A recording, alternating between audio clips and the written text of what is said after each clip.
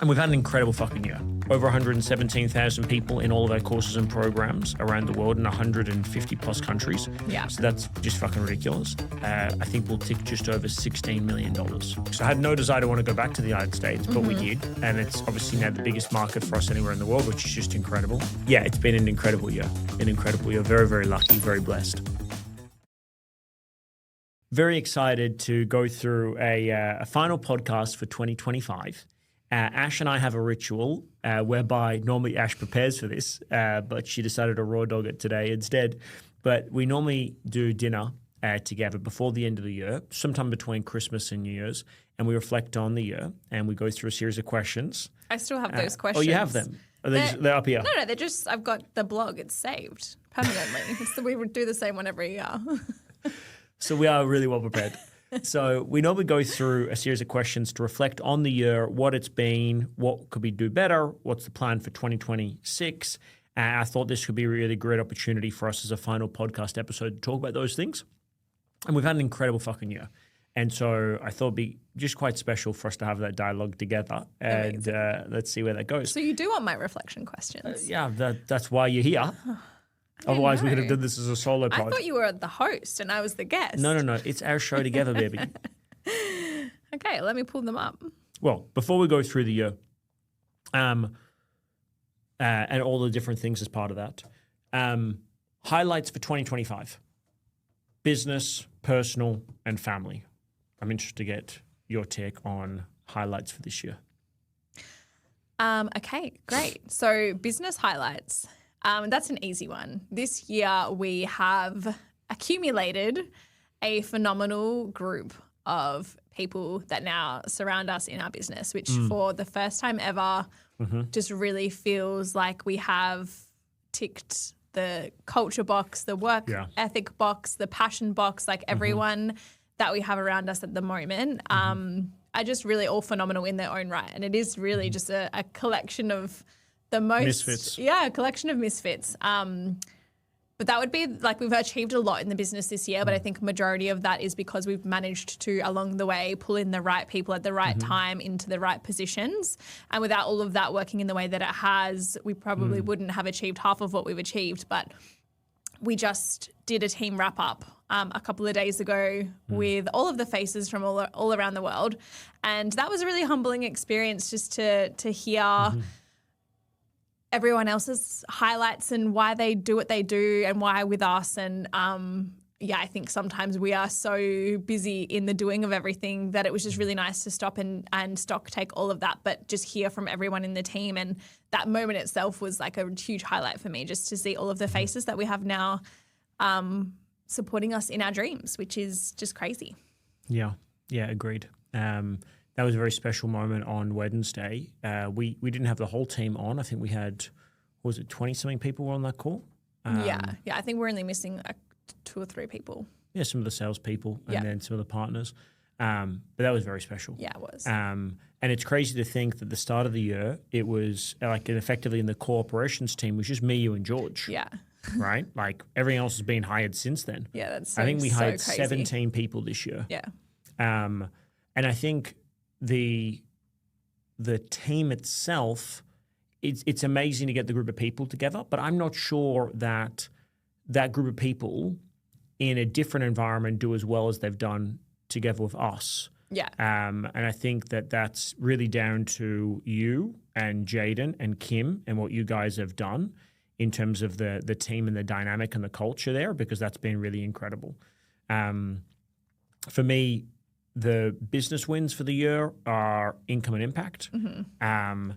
We've had, I think we said, was it 117,000 people this year? Yeah. Over 117,000 people in all of our courses and programs around the world in 150 plus countries. Yeah. So that's just fucking ridiculous. And we haven't done the final end of year reports, but from a calendar year perspective, I think we'll tick just over $16 million, which is just ludicrous considering that January to December last year, we did 3.5. So Yeah, it's absolutely it's just insane. it's crazy. It's crazy. Unfathomable. Yeah, it is. And like for me as well, thinking about this, there's a lot of little business wins in amongst all of that, like Lindell, 4.2 million this year. And if I think about where she was at December last year, it's just completely different. Like the big goal for Lindell was to get to 400,000 in the year. And she's doing $1 million months now, which is just crazy, fucking nuts. Obviously, we brought Kim on board as well in July, which was crazy. I didn't think we would get that, which was amazing. We got you, Kim. Yeah. You're ours now. Yeah, we reeled him in. Gibney, just fancy Gibney did us for the win. And then I think some other business wins as well. The successful launch of the partnerships, the success of going into the United States as well. Like that's been incredible for us. Yeah, we were really hesitant to dip our toes back into the US water. For everyone that's watching, we went to the US in September. No, sorry, we went to the US in November 2019, just before COVID. Yeah. And we made the massive mistake of doing a 6-event tour Live of the tour. US. Yeah. Yeah. San Francisco, San Diego, San Jose, 2 events in California as well. 3 events in California because we stayed extra in California. Yeah. And we lost about $150,000, and it Which was for us at that point in time, we were like living $10 million. event to event. So we would make our money, spend all of our money, and then have to do another event to make the money to then run the next. It was a startup. It was like the Fire Festival. Yeah. It was like startup to do a next event, and that was horrific. So I had no desire to want to go back to the United States, but we did. And it's obviously now the biggest market for us anywhere in the world, which is just incredible. So, but we feel like we're really only just touching the sides. Like we're really just getting started, which is just mental. So very excited. But that's been an incredible win as well. And then I think as well, the success of the brand, from a personal brand perspective, we had, I think, about 18,000 followers at the start of the year. We're now at 55,000. So that's been crazy. people really love to hear what you have to say. No, people love Alila and Ivana, and people are fucking outraged about Alila and Ivana flying first class. Yes. Nothing gets people in the comments more than seeing a kid in first class. Yeah. It's amazing. Yeah. I just didn't think that many people would be frustrated or upset or annoyed about it, but they really are. I think it's probably more the provocative captions. Well, I don't think that has anything to do with it. Dusty Sons. yeah. That's what gets the people going. Yeah, that does get the people going. It does get the people going. Yeah, it's been an incredible year. Very, very lucky, very blessed. Biggest personal win for you this year? So is this just for me personally or for for like you. the family? No, for you. We'll do family okay, next. separate one for family. Well, given that this is my first kind of full year of not either being pregnant or in newborn phase or breastfeeding or having a baby attached to me and relying on me for nutrients in some way, shape or form since basically I got pregnant with Alila, which is 4 years ago now. So I think I stopped breastfeeding Havana in April or May this year. Was it? I can't remember. I'm pretty Maybe sure. it was later than that. I'm pretty sure. No, it was later than that. Yeah, I'm pretty sure you didn't breastfeed Havana while we're in Europe. No, I didn't. But we did when we were traveling in Africa. Okay, so sometime between, let's call it. Sometime between March and June. Yeah, which was a whole ordeal in itself. But pretty much the 3 years prior to that, I've just been in that motherhood mode where it's really hard. Someone needs you at all times.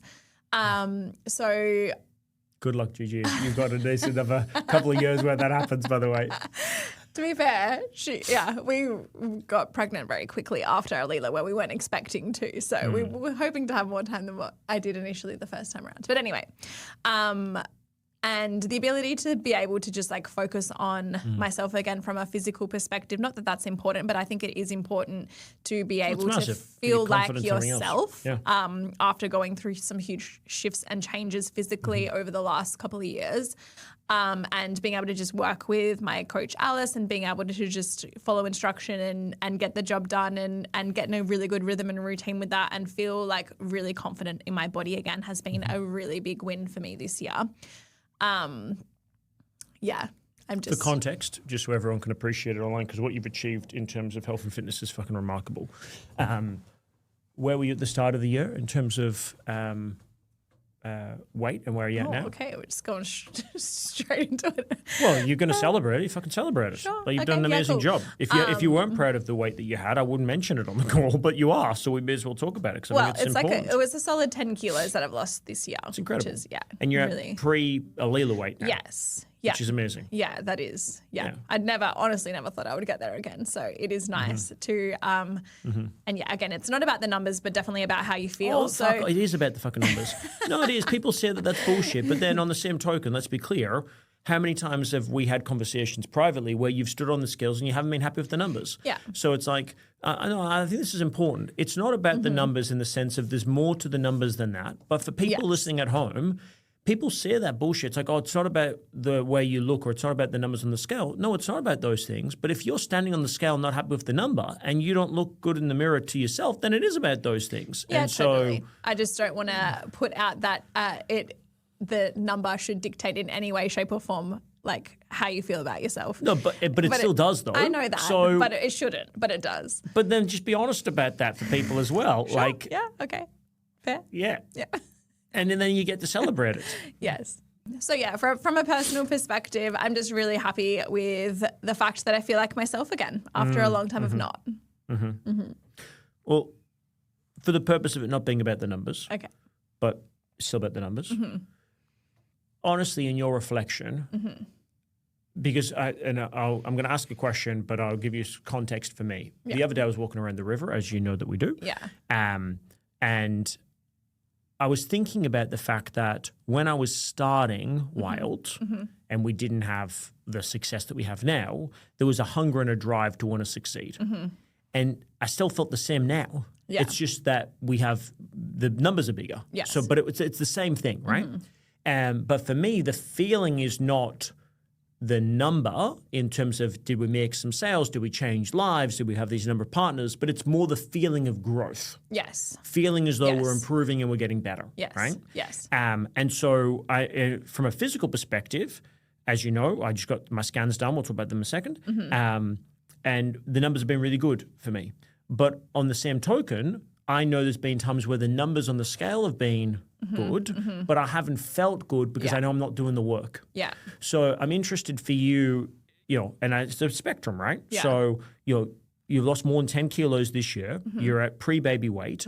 But what for you in that work has been the part that's made you feel the best? You said that before, you feel like you're back to being yourself again. Yes. There's a scale reality to that, but then there's also I've done the work and I've been working with Alice and I've gone to the gym and I've done a certain amount of sessions and I've been doing my steps. So, it's not just one or the other. Yeah. It's both. Yeah. But I'm interested to get your take on what had to happen for you to feel like you were back to being yourself. I think I've heard this a few times being spoken by other people, and I was like, oh, that really resonates. It's that you keep the promises that you make to yourself. And so then you then build trust in yourself to know that you're going to do what you said you're going to do, because I feel like in motherhood especially, it is really hard to keep promises that you make to yourself because there's so much that can pull you in any direction. And there's so many excuses that are really legitimate excuses to not do the things that you said you're going to do for you. And so it takes a while to get to the point where you can follow through on keeping the promises that you make to yourself. Because it's really easy to say in the moment, like, oh, you might get that spurt of motivation and be like, okay, cool, tomorrow morning's the morning. And then you might have a terrible night where you're up 6 or 7 times with your baby, or someone throws up, or someone wets the bed, or whatever. There's so many things, and so and I think a lot of the time getting up in the morning is really hedged on what happened the night before. Because if you've had a good night's sleep, there's you can probably be like, okay, just get up. You're actually being lazy, but there's a lot of times in motherhood just really significant things that happen overnight that mean that you're so exhausted, and the last thing you want to do is get up and move. But just taking that first step, and even if it's like for 5 minutes or 10 minutes or whatever, just being like, okay, cool, I said I was going to do it. Even if I just go for a walk around the block, I'm proving to myself that I'm still capable of keeping the promises that I've made to myself. And I think that is the thing that has helped the most, is that building, and it's obviously just habitual, but then it's, I know that if I did it last week, then I can do it again next week. So yeah, I think that is the thing. So that's your biggest personal win. Yep. Good. Yep. Nice.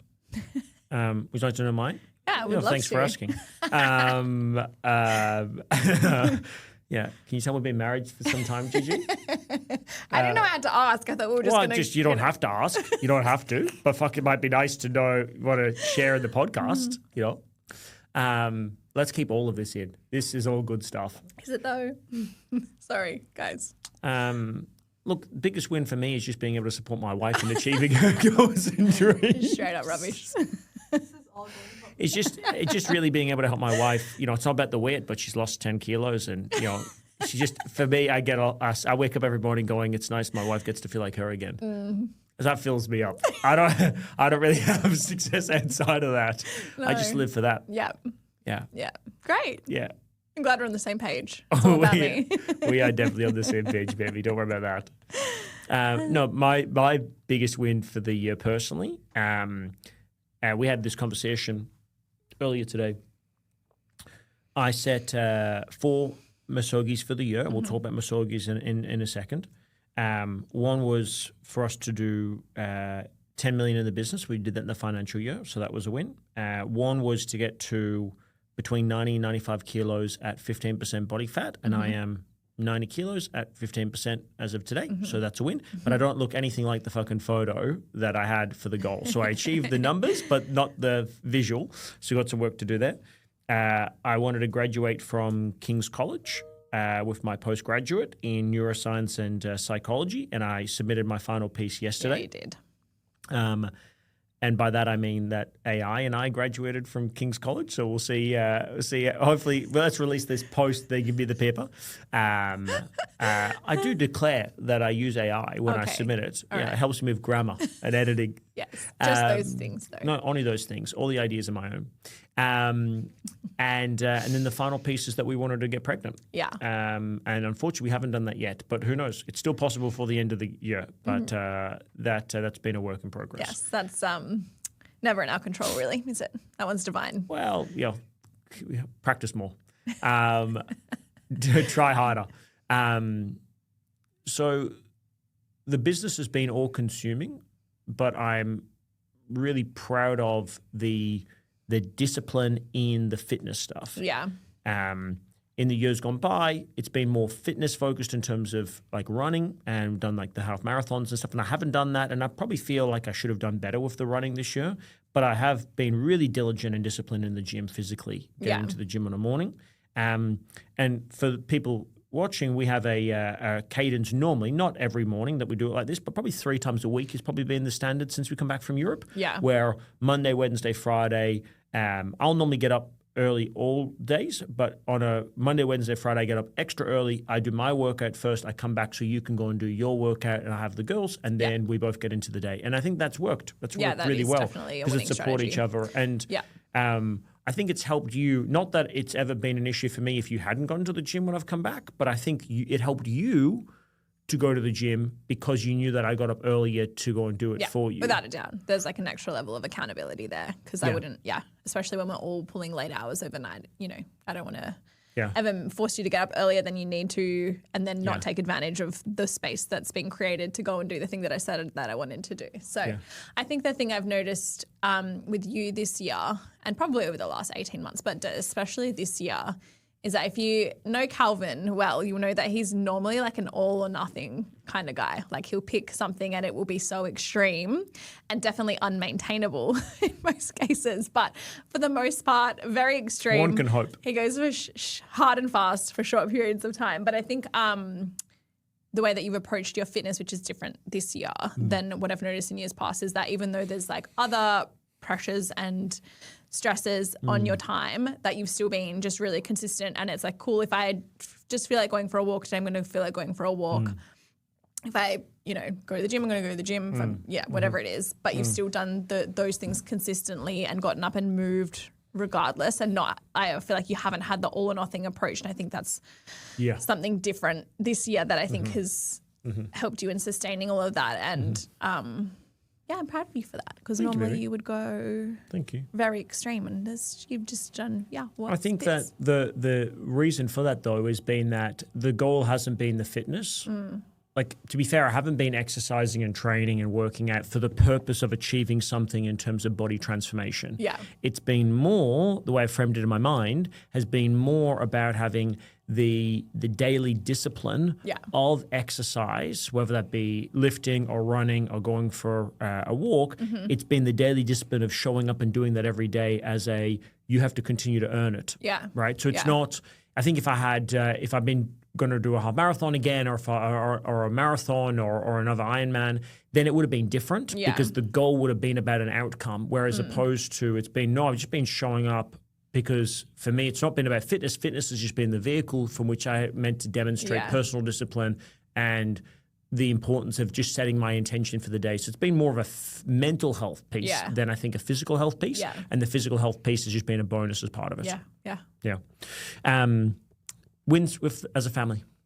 Highlight of the year. Oh, there's so many. We have done some incredible things with the Girly Wellies this year. Outrageous. And 222. The biggest win is honestly just the ability that we have to be able to take time when we want to take time and go to places that we want to go to with them and just get to show them the world. That's obviously amazing. But I think this year was extra special because we were also able to include some of our really close relatives in some of those experiences. And being able to just take that experience one level further with them and create some beautiful memories with my dad, with your mom, and also with Cal's grandparents. And we'd love to do more things like that with other members of the family, but just being able to go to different places in the world or maybe places that are significant to people that we love and do that with the girlies, I know is obviously so special for them, but I think even more so for those other special people in our lives. That's been, a real highlight. Yeah, it has been very special. I think the ability to create magical moments, and we've done plenty of that, and to do it with the girls, but I've appreciated more this year the magic of having magical moments with the girls for the people that we love and care about. Yeah. So you're doing the piece with your dad, with him in Mauritius. For context, for those of you who don't know, Ash's granddad used to be one of the top engineers for Qantas, and they were stationed in Mauritius for how long? Like 10 years, 5 years? I think it was 6 years. 6 years? So, yeah. And so Stephen was born in Australia, but his brothers and sisters are Mauritian, right? Born in Mauritius. And he hadn't been back for 40, 50 years.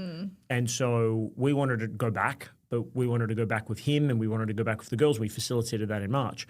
But for him going back would have been a special experience. But for him going back with the girls and getting to spend time with them and for them to enjoy it and just to love being somewhere new and for him to experience that, like it's like the triple dynamic there of us enjoying something with the girls, of him enjoying something with the girls, of us enjoying it with him and being able to experience all of that. Like same as my mom in Hong Kong or granddad in France.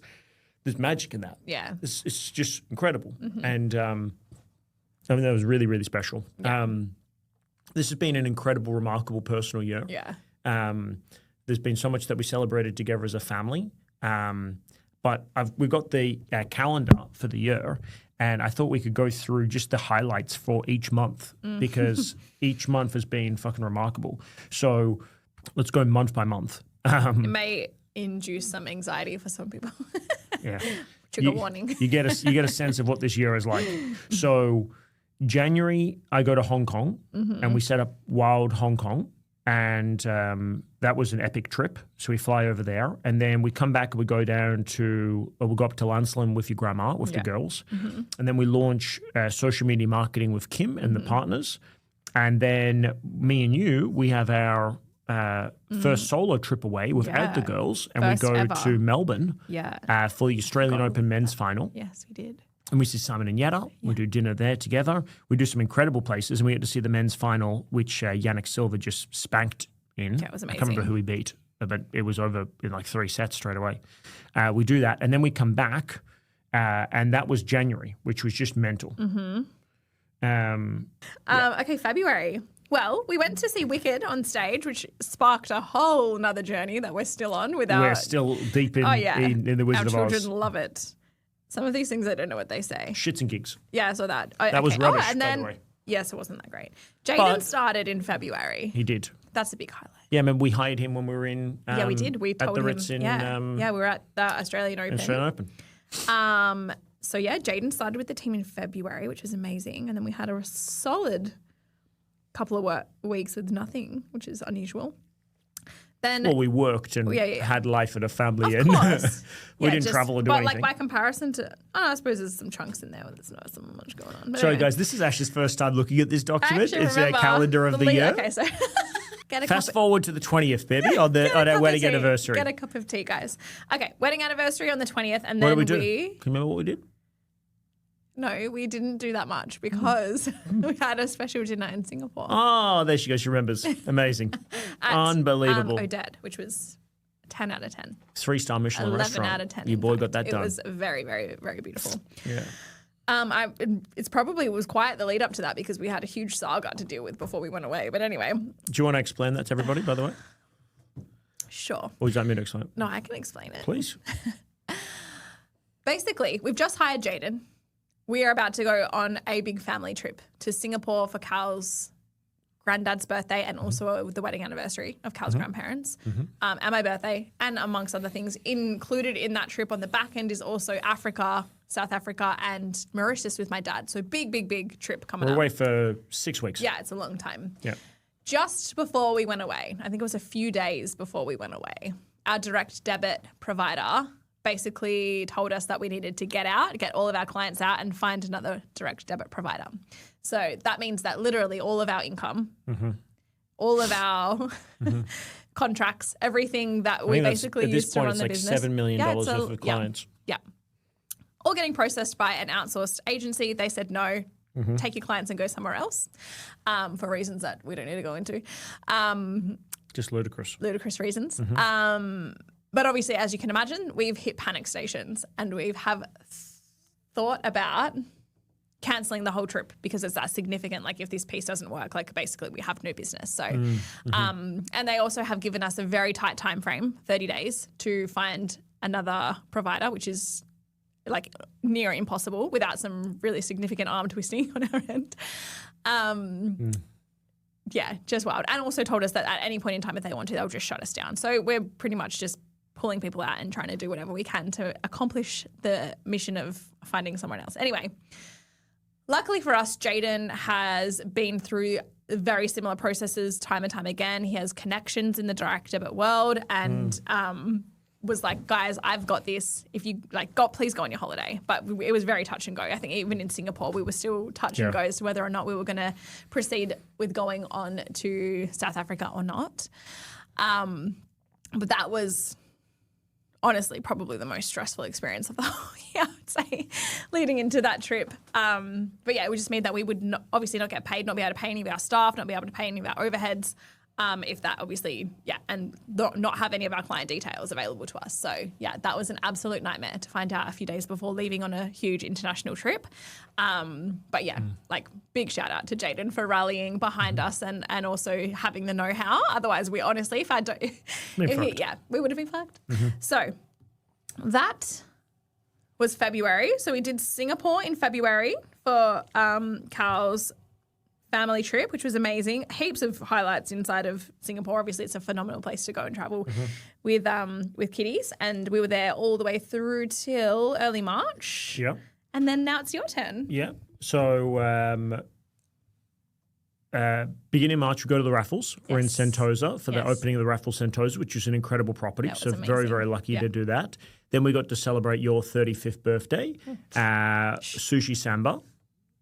Which we got to celebrate with. That was And then fun. we fly to South Africa. We do Camps Bay and Constantia in Cape Town, which was an amazing place.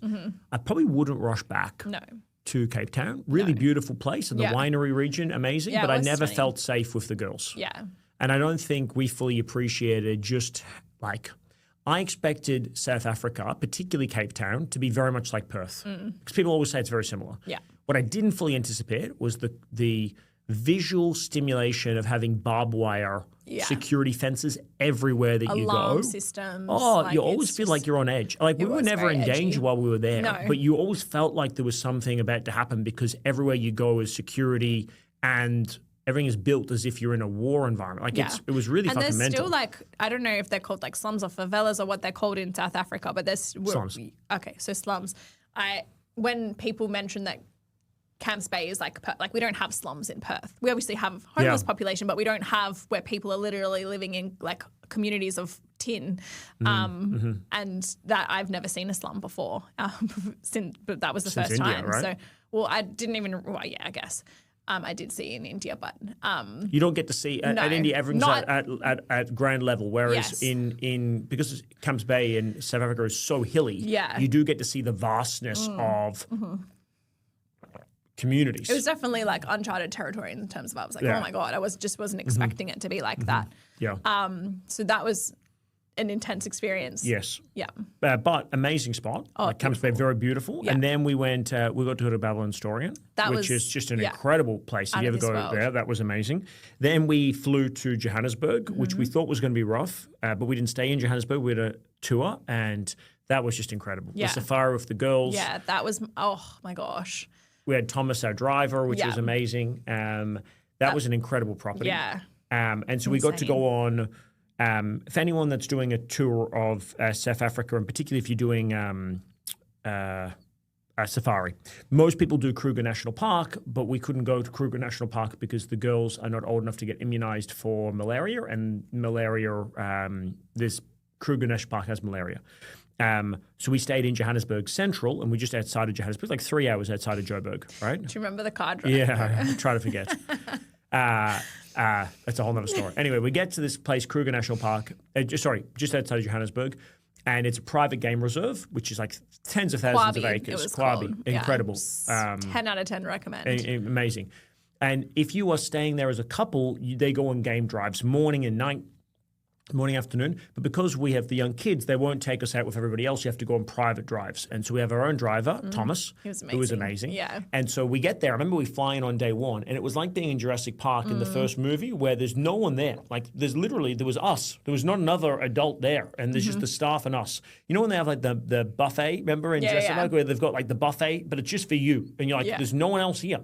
But I remember the first drive out, we see lions, we see zebra, we see elephants, we see giraffe, buffalo. There's giraffes and zebras everywhere. Crocodile. We saw crocodiles as well. Yeah. Unbelievable. Or was the hippos the next day? Hippo next day.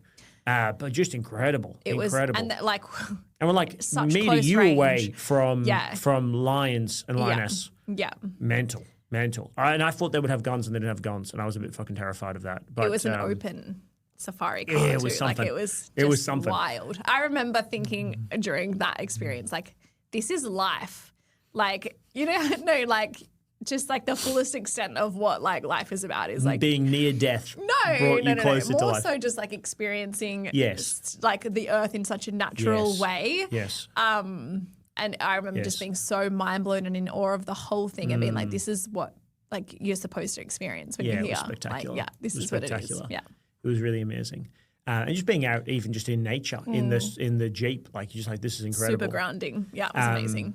Did safari. Then we go to Mauritius, which was an experience in of itself. We had this incredible Airbnb on paper, but didn't have aircon.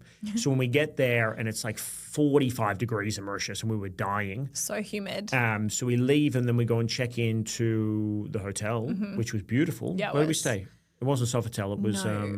was it Radis? No. Anyway, we stayed somewhere. That was beautiful with your dad. Yes. That was spectacular. And we got to enjoy Mauritius. Again, I wouldn't go back to Mauritius. No, not in a hurry. No. Especially when you've got like just hard to get to. Yeah, exactly. That's but it was the lovely hardest to part. do with your dad. Yeah, amazing. And like it is kind of like a mixture of a Thailand or Bali mixed with like a Hawaii with the hills. Like it was absolutely stunning, but you could probably get a very similar experience and without not have to travel so far. 50 hours. Yes. So we did Mauritius, then we come back. And then I did Michael Owen with my dad and brother, which was all right. Yeah. And then April, basically, with the exception of my birthday on the 17th, was basically a write-off. Date. And then May, John and Nessa's wedding. And we didn't, other than John and Nessa's wedding, we didn't do anything in May. But then... Just Max chillin'. And then June, end of financial year, which was cool. And then we have a monster trip to Europe in. We left on the 1st of July. We remember. did. So step through the Europe trip. Oh my gosh. We land in Berlin. Oh, yes. I loved Flying to Berlin. Berlin, which I was loved it. just stunning. Stayed at Kaminsky next to the. Fuck, I was going to say Arc de Triomphe, but it's not the Arc de Triomphe. That's in Paris. This was the Brandenburg Gate. Yes. Mm-hmm. Yes. And then we had a huge kerfuffle to try and get to Paris because Yes. they cancelled all the flights. All the Air France yeah. operators decided to go on strike, so all the planes were broken and not well broken. They couldn't fly, so we had to fly to Frankfurt. Fly Mm-hmm. from Frankfurt to. Were you on board at this point? No, you weren't. No. No, fuck. this Kim was had just mental. started here. So we're meant to fly to Paris and then go straight to Paris Disney. Yes. But they cancel the flights to Paris. So then we have to fly from Berlin to Frankfurt, Frankfurt to Belgium. Belgium, then we catch a train to Paris. Yeah. And then Disneyland, a train to Paris Disneyland. Yeah. Meanwhile, my grandparents are in Amsterdam. Yes. And they're training and we have to try to intersect them so we can arrive at Disney at the same time. Yeah. And that was just a fucking nightmare. It was. With And- 2 kids. Yeah. And Cal's poor grandma was so ill. Oh, she had deadly ill, undiagnosed like on the verge of pneumonia. death. Yeah. Just in also had a denial. broken arm. Yeah. Yeah. Fuck. So they're about to go on a trip Shout around out to Europe. Bernadette. You are a trooper. The day before Gran leaves, Gran's nearly 80. She'll be 80 in January. Yes. 79. So the day before she goes on her Europe trip, they're doing a river cruise. She breaks her arm and she's like, "Fuck it, I'm going anyway." Right? yeah, sure, yeah. Goes on the trip. The final couple of days on the riverboat, gets insanely sick, but thinks she has COVID and doesn't want to be isolated. So she decides to go, you know what, fuck it. I'm not going to tell anybody about me being sick. Yeah. To the point where she can't leave the bed. Like she's got pneumonia, Bedridden, dying. yeah. Right? My granddad's going backwards and forwards to pharmacy. He's getting her drugs, but she's actually like on the verge of death. Yeah. Then they get on a train Yes. and we tell them, hey, don't come. Like if you're sick, yeah. like it's all good. Go home. No, she's like, no, we're locked in. Just make sure you see the doctor. No. They come to the point where she's so sick she can't even walk up the train to come and meet us on the train. Yeah. Right? That's when I know it was bad. Yeah. Then we get into Disney. If anyone that's been to Disney Paris, there's the main Disney Paris hotel, but then there's a series of Marvel, other types of hotels that are Disney themed. So I told everybody that we were staying at the Marvel one, which was like a 10-minute walk away. What no one knew was that I actually booked us at the Disney hotel, the main Disney hotel, Disneyland. which is just fucking my drug dealer God. money. And, Like it's stupid money to stay at the Disney hotel. But phenomenal. And thank God. Thank God, because otherwise we couldn't do it. No. There's no way she would have been able to get No. between those She places. would have never stepped foot inside the Disney park. I'm not going to explain everyone how much it costs. If you really want to find out, just Google Disneyland Hotel Paris. Yeah. So we're paying for my gran and granddad to stay there. I think she went into the park one time. Yeah. We were there for 3 days. Mm. She went to the park one time. She was that sick. And then one of the days which she did go in and fucking pissed down with Yeah, rain. that was the day. Yeah. Oh, fuck, man. What an experience. Yeah. But we got to have some great character dinners. Yeah, and we also had some really great ponchos, Great elite level ponchos. which are also drug money. Um, Anywho, Disneyland, amazing. I am a Disney girly through and through. Mm-hmm. Would go, my bucket list is to do all of them. It was so phenomenal. And It's always great. Yeah, and especially with always great. the girls being as princess obsessed as they are. Disney girly through and through. Yes, love it. And then we went through to London. Then we flew. We got the train through to London. We did. We arrived into London. We stayed in Battersea Park, which was great. Yeah, It's it was like a great little like area. an apartment type thing, which is Yeah. awesome. And we've never been in London in July during Wimbledon, and it was phenomenal. Yeah, it was a vibe. It was was a actually vibe. really vibey. We loved it. We did a heap of cool stuff in London. We did some amazing stuff. We did the Ritz. Yeah, we did which the was Ritz. beautiful. We did. Shrek and Paddington, all the tourist things. Fun fact for all of you business people that are listening to this as well. I'm always fascinated by this. So we've done the Ritz afternoon tea a few times, which is beautiful. And they put, I think it was like a couple of thousand people, 500 people through or 2,000 people through a day through there for afternoon Just tea. for high tea, yeah. Afternoon high tea.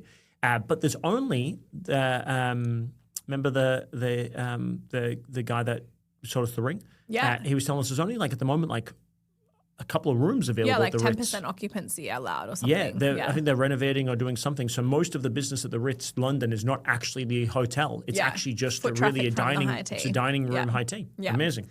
Yeah, beautiful experience. So we did that. What were some other highlights in London? We also did the client catch-up. We did the client catch-up, yes. which This was was amazing. So Yeah. we put a post out to say we're going to do a client catch-up event. We had a lady get a train from 3 hours from Scotland to come down for it, which is just mental. A lot of people travelled in far and wide. So that was really special. Got to do that. That was an amazing thing. Very much done on the fly. Did that. We got to do Jurassic Park. Yeah. We did Paddington Bear. Yeah. We did the Shrek experience with the girls. They loved it. All the touristy things. All the touristy things, which was amazing. That was very, very special. Yeah, we love